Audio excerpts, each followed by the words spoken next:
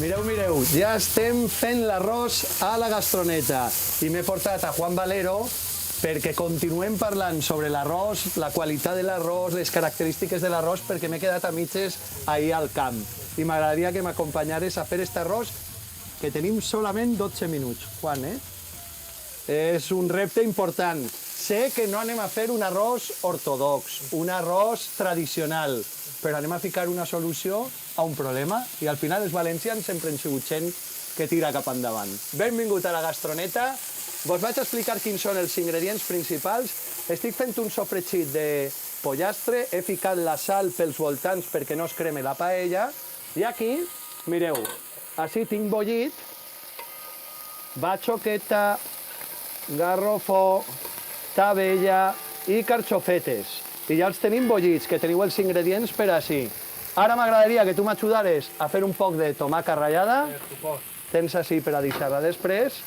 I jo d'immediat vaig anar afegint l'arròs, que mireu, aquest arròs de sí, el que hem fet és coure'l durant 8 minuts amb caldet de pollastre. De manera que ja el tenim a mitja cocció. En aquest cas estem gastant l'arròs que m'has recomanat tu, un arròs albufera. Quines serien les característiques que té per ser el millor arròs per fer aquesta recepta? L'albufera és un arròs nou, tindrà al voltant de 15 anys, que tragué l'Institut Valencià d'Investigacions Agràries, que l'Institut d'Investigació està en Sueca, es diu l'estació arrossera, en realitat. I el va traure en una planta de l'antic Sénia, la varietat Sénia, i un empelt de la varietat Bomba. I en realitat han aconseguit una varietat, en la meva opinió, molt acertada, per dos motius. En el camp és molt més fàcil, per exemple, de cultivar que el Bomba. Que el Bomba, com és una planta tan alta, té problemes de que se tomba al final del cicle, en agost, abans de segar-lo. Sí. Entonces és més fàcil de cultivar que el Bomba. I en la part culinària, per la meva... Ja està, així ho tinc bé. En la meva opinió també està molt aconseguit perquè per aquest motiu que està a mitjà camí entre un Sénia i un Bomba, el midó està just al mig. Entonces, en consistència se sembla prou al Bomba. L'arròs no se'n passa. I en canvi, en quant a cremositat i absorcions de sabor, se sembla a l'antic Sénia, que és un arròs més cremós. Entonces, en la meva opinió és un arròs molt versàtil, que se pot jugar molt bé en ell i pràcticament per la cuina valenciana valdria per qualsevol tipus de recepta. Però el que m'estàs contant... Bueno, primer, mira, he fet un sofregit amb el safrà, la tomaca, i ara vaig a ficar el pebre roig, i és el típic sofregit que faríem a qualsevol arròs valencià, val? Pel que m'estaves contant, podríem dir que avui ja tenim com varietats d'arròs un poc a la carta, que segons quina elaboració anem a fer, si anem a fer un arròs melós, caldós, sec, agafaríem una varietat o una altra, mentre abans tot el món era arròs, per fer arròs, no? Falta cultura arrossera, efectivament poden haver al voltant de 100.000 varietats d'arròs. 100.000 varietats d'arròs? 100.000 varietats d'arròs. No està mal, I no n'hi ha ni millors ni pitjors, cadascuna se deu gastar com toca. En el cas de la cuina nostra valenciana, el Consell Regulador d'Arròs de València empara 3 varietats, que són el Bomba, l'albufera que estem cuinant, i el tipus Sénia, que són en realitat diferents varietats, però se diu tipus Sénia perquè en els anys 90 nosaltres fem Sénia. Entonces, efectivament, per a cada elaboració deurien gastar un gra i per a cada, entre cometes, gust del comensal, perquè a cadascú ens pot agradar l'arròs d'una determinada forma. N'hi haurà alguns que els agraden els arrossos més solteig, més secs, i en canvi n'hi haurà alguns que els agradarà els arrossos més cremosos, en una potència de sabor major. Doncs ahí tenim 3 midons distints entre el Bomba, l'albufera i el tipus Sénia, i en funció de l'elaboració i de com ens agrada a cadascú, la meva recomanació seria gastar un o l'altre. L'albufera, com està a mitjan camí, és el més versàtil que deia al principi. I això seria un poc el recomanable per si no tens que estar canviant tots els dies d'arròs, diríem que és l'arròs que tu recomanaries per tindre l'arròs del dia a dia. Si en canvi, per exemple, vols fer un melós o un caldós i a tu t'agrada realment sentir el gra, ahí deuríem anar-se a un Bomba. Per què? Perquè el Bomba és el que menys midó té, aleshores és l'arròs que més dur queda i més aguanta. I sabem que en els melós i els caldosos la millor cullera no és la del primer plat. No, sol ser al cap d'una estoneta. Sol ser la del segon plat.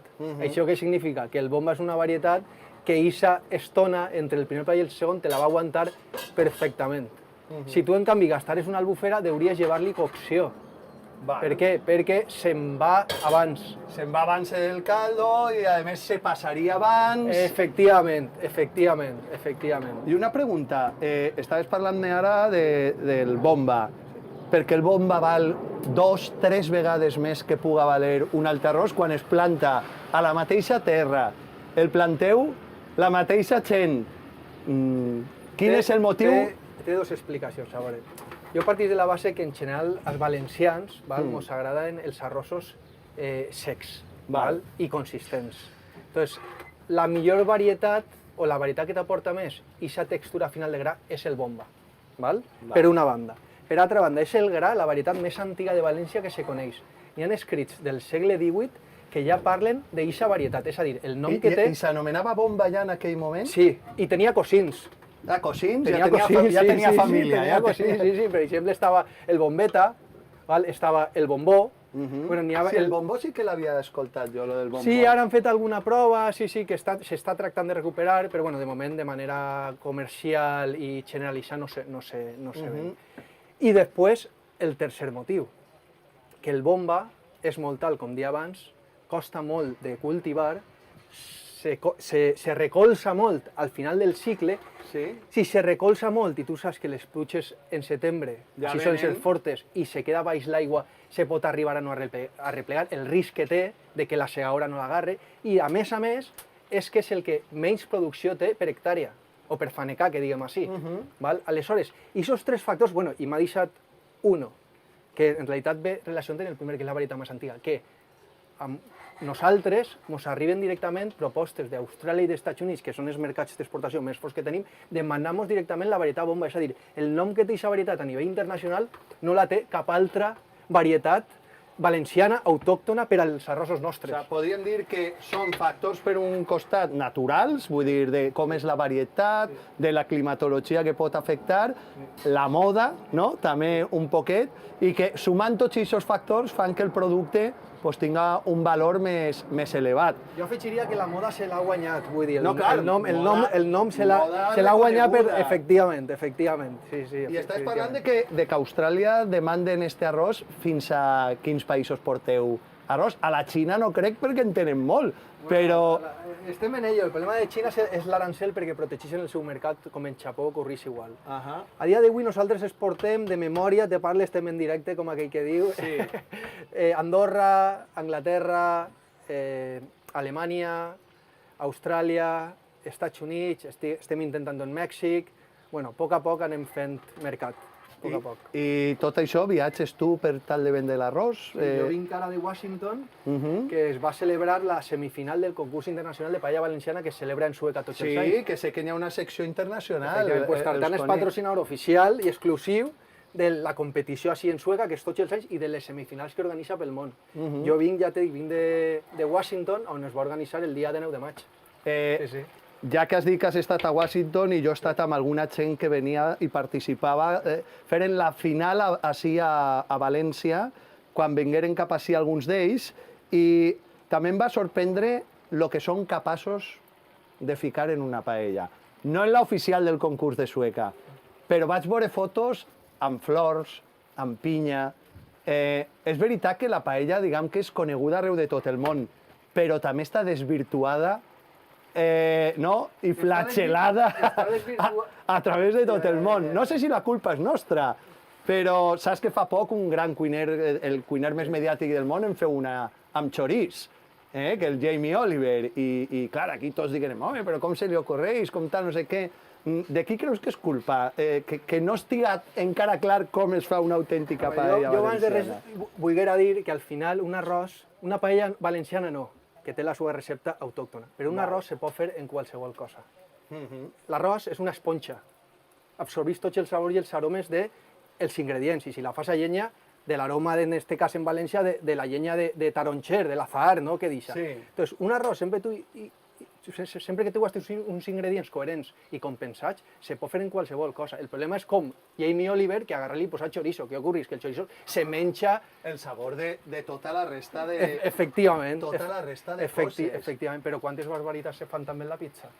No, clar. L'originària és la de Nàpoles. Sí, la veritat és que sí. Mira, jo he ficat ara el romeret, que sé que n'hi ha gent que és de ficar romeret i gent que no. Gent que és de ficar all i no ficar-ne. Però a mi és que esta oloreta...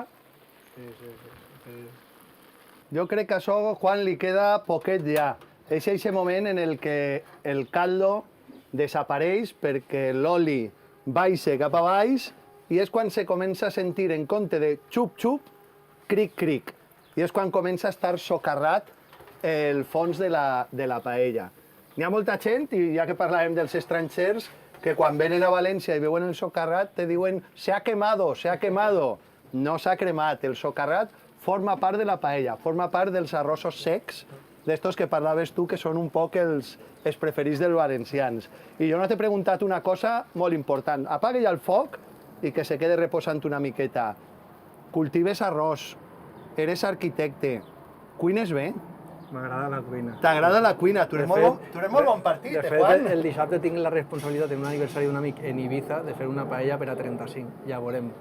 Però en Ibiza tens que anar a Ibiza, pobret meu, pobre meu, que tens que anar a Ibiza, que allí se patís moltíssim, ara s'estarà fatal allí, a fer una paella per a 35 persones. Exactament. I són valencians? Són madrilenys. I són madrilenys, és a dir, no tenen ni idea de menjar paella, o sigui que tens l'èxit assegurat, Juan. Bueno, ja veurem, tinc que desvirtuar-la un poquet. Tens que desvirtuar-la per què? D'entrada tinc que fer la mixta. Tens que fer paella mixta, I ja m'han dit que el garrofó no el troben, o sigui que ja veurem, si posem una al·lúvia, no sé... Bueno, les faves, jo més d'una vegada he ficat les faves asturianes, he ficat més d'una. I la gent no sé si ho sap, però el garrofó, el seu origen està en el Perú, i el seu nom era Lima Beans, perquè venia des de Lima, en el setxell que ficaven als sacs, i és una planta originària d'allí, que avui en dia podem dir que és un producte totalment valencià.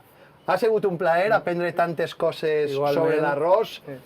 Jo m'he atrevit a fer aquest arròs en aquestes condicions. El resultat esperem que siga, com a mínim, digne, que és el que tot cuiner intenta fer cada dia, però el que sí que volia explicar-vos és que l'arròs es pot fer en una precocció, que a molts restaurants ja ho fan, però vosaltres a casa continueu-lo fent com sempre, que jo crec que el bo de l'arròs no sols és el resultat gastronòmic, sinó la litúrgia i tot aquest món que envolta el fet de tindre que fer una paella, no? Que crec que és un dels llocs de reunió més típics valencians, no? Que arriba el dissabte, el diumenge, sentar-se darrere d'una paella i el costum de menjar tots junts de la paella, que és un costum molt àrab i que ens ha quedat també.